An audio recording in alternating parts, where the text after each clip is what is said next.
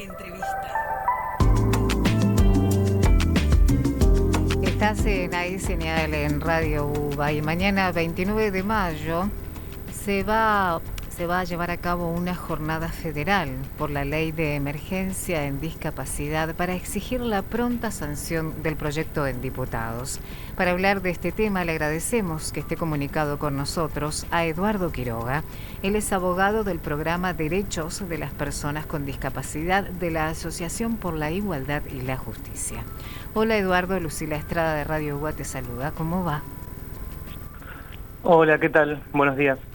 Gracias por tu tiempo con nosotros, Eduardo. Contanos un poco acerca de este proyecto. ¿Por qué es necesario que se apruebe?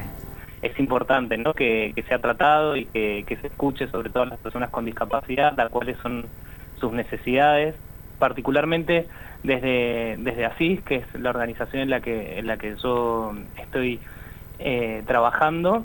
Lo que observamos con mucha preocupación en relación con la situación de las personas con discapacidad en la actualidad está vinculado al tema de las pensiones no contributivas.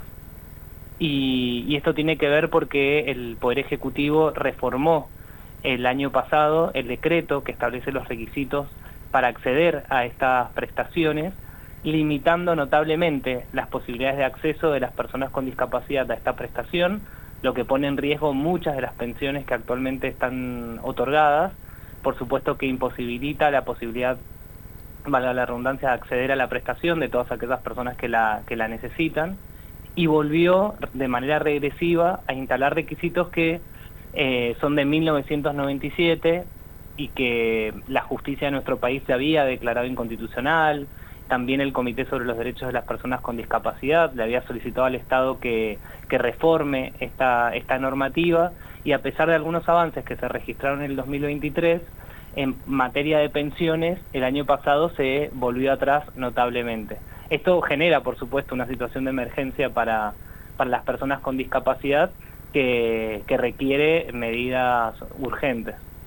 ¿Hay otros aspectos también relevantes de este proyecto?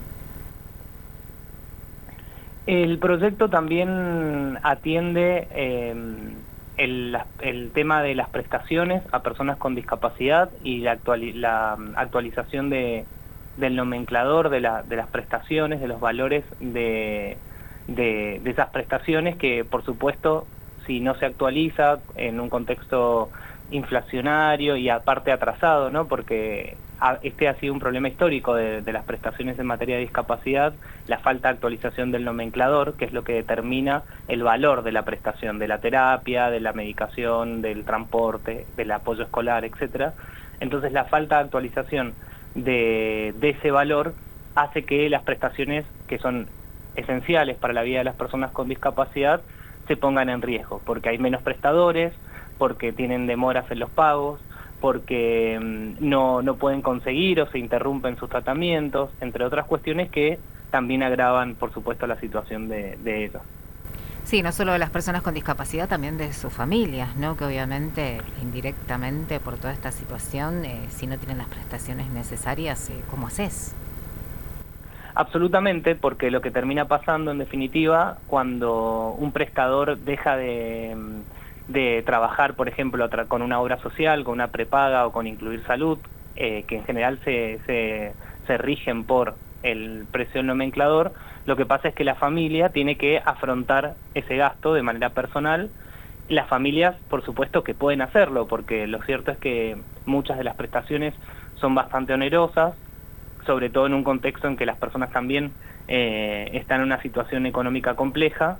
Entonces eso se traslada a las familias, genera por supuesto en ellas también incertidumbre por la cobertura de la prestación, que muchas veces cuando es interrumpida, lo que sucede también es que la familia y la persona con discapacidad ya atravesó, por ejemplo, mucho tiempo para que un centro logre tener una vacante para su hijo, su hija o para la persona con discapacidad.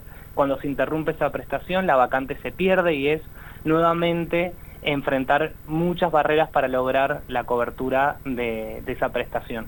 Es decir, que la vida de las personas con discapacidad y de sus familias se complejizó en este contexto de manera notable.